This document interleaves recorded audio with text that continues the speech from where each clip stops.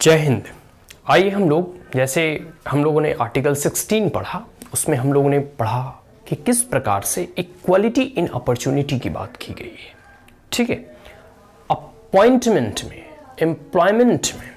ठीक है, अब हम लोग जानेंगे कि किस प्रकार से मंडल आयोग या मंडल कमीशन का गठन होता है, इसके क्या रिकमेंडेशन आते हैं, फिर सुप्रीम कोर्ट की कह सकते हैं लेंस से गुजरने के बाद सुप्रीम कोर्ट का क्या इस पर जजमेंट आता है। इन तमाम चीज़ों को हम आज इस वीडियो में कवर करेंगे। देखिए, इन 1979, ठीक है, मोरारजी देसाई गवर्नमेंट, ठीक है, 1979 में मोरारजी देसाई गवर्नमेंट जो है एक अपॉइंट करती है second backward class commission.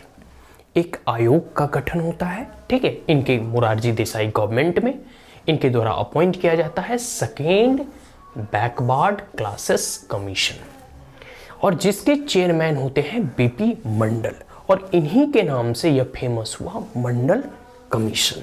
Is that clear? Now in article 340 of our constitution, हमारे संविधान का जो अनुच्छेद 340 है, उसमें ऐसे प्रावधान दिए गए हैं, ऐसे प्रोविजन किए गए हैं कि to investigate the condition of the socially and educationally backward classes या क्लास। अनुच्छेद 340 के तहत, ठीक है, आर्टिकल 340 के तहत, आर्टिकल 340 के तहत जो हमारे संविधान में यह प्रावधान किया गया है कि आप किसी आयोग का गठन करके, किसी आयोग को अपॉइंट करके, ठीक है, आप इस चीज को इन्वेस्टिगेट कर सकते हैं, जांच पड़ताल कर सकते हैं उनके कंडीशन के बारे में कि उसकी परिस्थिति कैसी है, जो कि सामाजिक और शैक्षणिक तौर पे पिछड़े हुए हैं। तो जो भी ऐसा क्लास, यहाँ कास्टिज्म का यूज नहीं होता है, हर जगह क्लास का यूज होता है, इस बात का ख्याल रखें। तो कोई भी ऐसा वर्ग, ऐसा समूह जो कि शैक्षणिक रूप से और सोशियली, सामाजिक तौर पे समाज में जो बहुत पिछड़े हैं, ठीक है, जो weaker section of the society है, जो vulnerable section of the society है, और जो कि सामाजिक और शैक्षणिक स्तर पे बहुत अभी तक पीछे हैं, उनकी स्थितियों का जांच पड़ताल करने के बाद वह इन्हें रिपोर्ट करे। मतलब यह जो है अनुच्छेद 340 के तहत जो है आर्टिकल 340 के तहत संविधान या सरकार को यह अधिकार देती है कि आप ऐसे कोई भी आयोग का गठन कर सकते हैं। इसी के माध्यम से मंडल कमीशन बैठाया गया और suggest some measures for their advancement.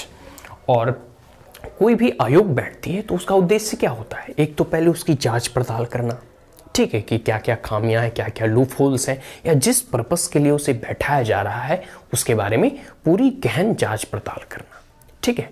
उसके बाद उसके रिकमेंडेशन, उसके रिपोर्ट में क्या आते हैं, रिपोर्ट इन द सेंस क्या क्या क्या वो सजेशन देता है, सुझाव देता है कि इन परिस्थिति में ऐसा होना चाहिए, इस परिस्थितियों के लिए ऐसा प्रयोग करना चाहिए, या इसके लिए आप क्या क्या एडवांसमेंट मेजर्स और स्टेप को उठा सकते हैं, ठीक है। तो ये suggest some measures for their advancement for those who are socially और एजुकेशनली बैकवर्ड, ठीक है।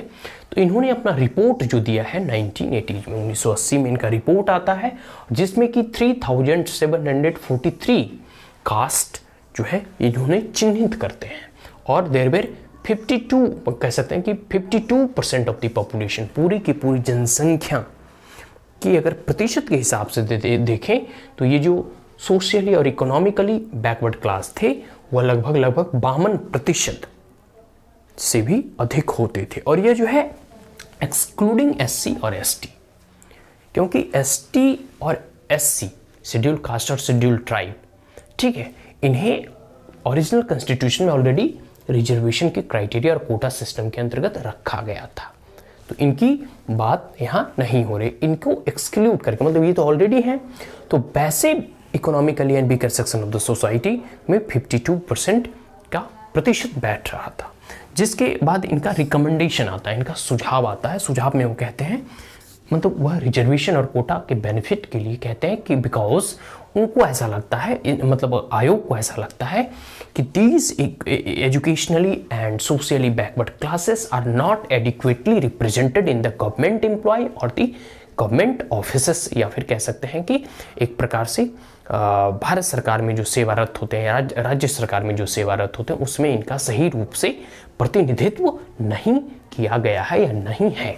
ठीक है, तो इस परिस्थिति में इन्होंने 27% 27% जो है रिजर्वेशन के सुझाव को देते हैं as a advancement steps in government job और ये जो रखा गया ओबीसी अदर बैकवर्ड क्लास। ठीक है, ये क्लियर हो गया। आफ्टर 10 ईयर 10 साल के बाद सरकारें देखते, डेमोक्रेसी है तो यहाँ इस लोकतंत्र में तो हर 5 साल में ही सरकारें बदलती हैं, तो 10 साल बाद बीपी सिंह की सरकार आती है। ठीक है, इनके सरकार के द्वारा डिक्लेयर किया जाता है 27% रिजर्वेशन। आयोग के गठन होने के लगभग 10 साल बाद बीपी सिंह की सरकार आती है, जो कि 27% रिजर्वेशन और कोटा बेनिफिट ओबीसी के लिए डिक्लेयर कर दी है।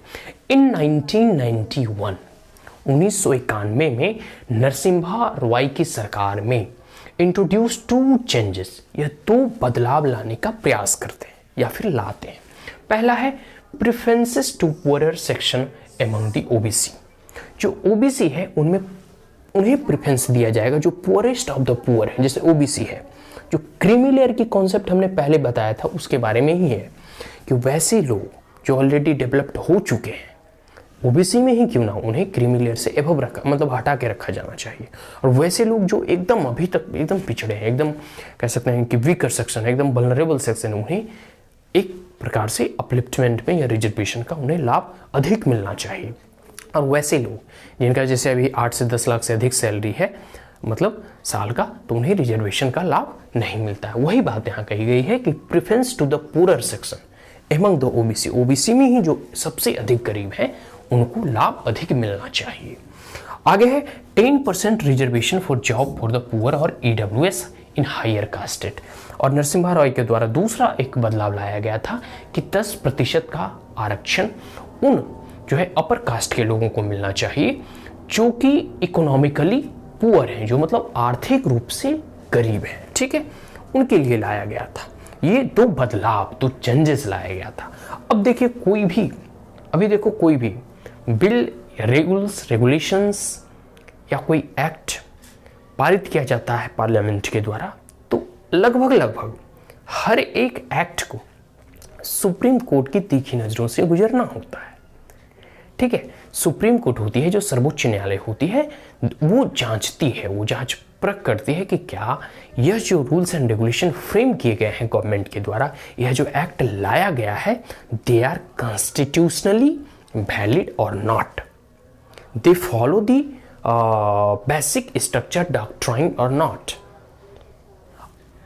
कह सकते हैं कि एक प्रकार से वो जांचती है, परखती है, क्योंकि सुप्रीम कोर्ट, सर्वोच्च न्यायालय या हाई कोर्ट जो है उसे कह सकते हैं गार्जियन ऑफ द कॉन्स्टिट्यूशन कहा गया है, grantor of the fundamental right कहा गया है। तो वो देखती है कि कहीं कोई बिल, कहीं कोई एक्ट जो है मौलिक अधिकारों का हनन तो नहीं कर रहा। इस परिस्थिति में उस नियम को, उस एक्ट को जो है, उस बिल को स्ट्रक डाउन कर देती है, उसे हटा देती है। ठीक है, अब आते हैं एससी जो है रिजेक्ट कर देती है 10% रिजर्वेशन फॉर ईडब्ल्यूएस कैंडिडेट। मतलब एक प्रकार से जो economically weaker section of the society होते हैं उनको जो 10% का आरक्षण का लाभ था, जो कि नरसिम्हा रॉय के सरकार के द्वारा लाया गया था, उन्हें सुप्रीम कोर्ट जो है रद्द कर देती है। ठीक है, आगे है upheld 27% reservation for the OBC. और जो ओबीसी का रिजर्वेशन है, ठीक है, ओबीसी अदर बैकवर्ड क्लास 27% उस रिजर्वेशन को अपहेल्ड करती है, मतलब उसे मान लेती है कि नहीं ये सही है, लेकिन इसके साथ साथ कुछ कंडीशन इंपोज करती है। कंडीशन इन द सेंस कुछ शर्तें भी रखा जाता है सुप्रीम कोर्ट के द्वारा। अब देखिए शर्त क्या है।